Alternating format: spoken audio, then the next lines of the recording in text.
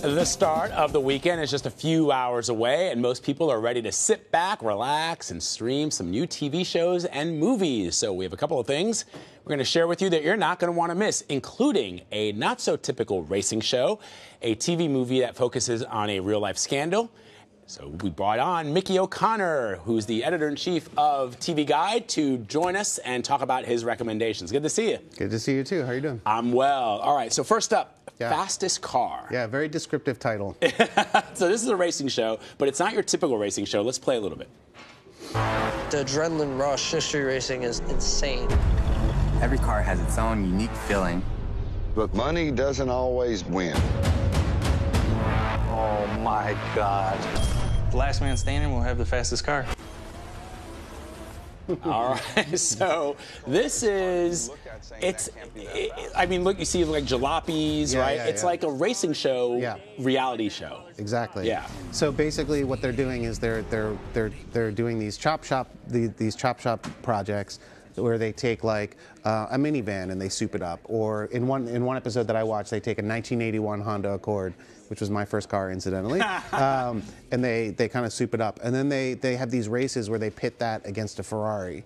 And so, you know, it's about sort of customizing these cars to have the strength to do that. And it's pretty great. It's pretty fun. It's like, and the mechanics and the people, the drivers, they're all like a really fun group. And you see like how it's all just sort of fun for them and, you know, showing off their skills. So it's definitely adrenalized. It's, you know, who can go the fastest, you know. How many episodes of this will there be? I think it's 10. I think it's 10 in the first season. That's so cool. Yeah. I mean, it looks really interesting, and these are just normal folks, right? These are not like race car drivers. These are not the Mario Andretti's of the world. Yeah. So I mean, they're in the auto industry. They're mechanics and whatnot. But yeah, they are. Very cool. All right, next up we have Paterno on HBO. This centers around the former Penn State football coach Joe Paterno after the Jerry Sandusky sexual abuse scandal. Let's take a look. That's Joe Paterno, the winningest coach in college football history. Dad, did you know about Jerry? One of Penn State's longtime coaches, Jerry Sandusky, is charged with sexually abusing 8 boys. 40 news organizations want to interview you. You're the only reporter who's followed this thing. Who met with McQuarrie? Paterno, Schultz, Curley. People think that you knew about all So this looks really good. It's got an enormously talented cast. Break it down for us. So you know, HBO has been working on a lot of these movies. You know, it's sort of about these sort of morally challenged men. You know, you saw Phil Spector, you saw Bernie Madoff, and now they're doing this. And obviously, you know, there's a lot of unanswered questions about this. What did Joe Paterno know? When did he know it? Unfortunately, we can't get those answers because he passed away.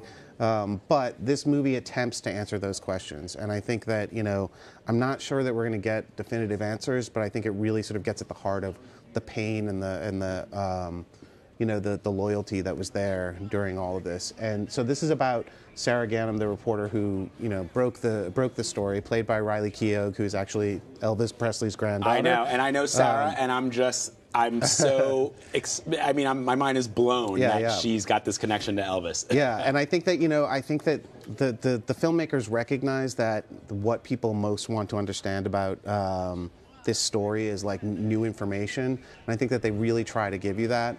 I'm not so sure that it's 100% successful, but it's still a riveting story. Yeah, Barry Levinson is directing this. He directed The Wizard of Wall Street, which starred another luminary, Robert De Niro, who played Bernie Madoff, and now you've got Pacino playing Paterno. I'm wondering if his performance, you know, in recent years, Al Pacino's performance has, a lot of critics have suggested it's sort of over the top. This seems to be a more nuanced character, because Paterno was a nuanced guy. He wasn't known, especially in interviews, to be loud and aggressive. But I don't know what he was like in the locker room. Right. I'm not sure that you're going to look at this performance and say, like, wow, this is like an uncharacteristic Pacino performance. Really? Okay. But you're right. I do think that Paterno was, you know, sort of more reticent and, you know, more calm. And I think that does come through. But this is definitely a Pacino performance. All right. So we're going to very soon be talking about Westworld.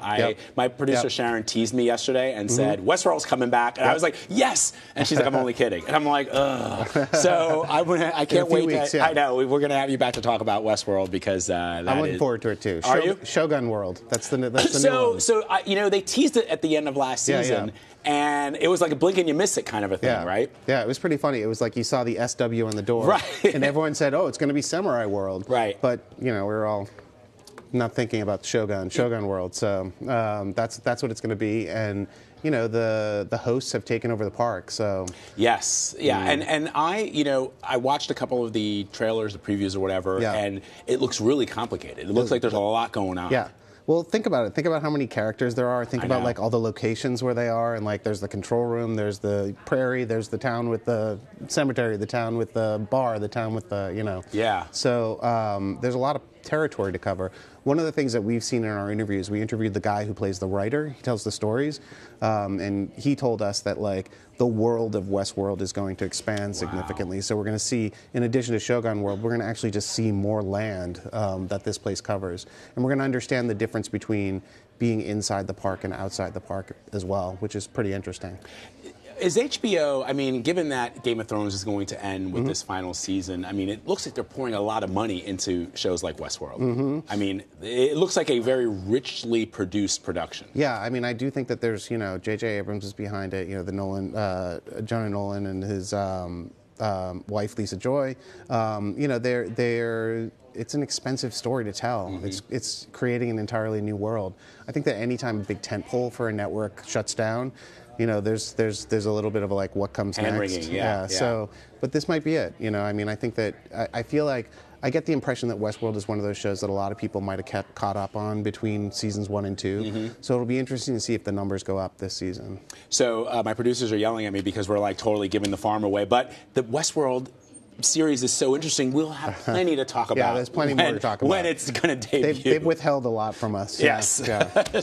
Mickey O'Connor, always great to have you. Have a nice weekend. Thanks for having me.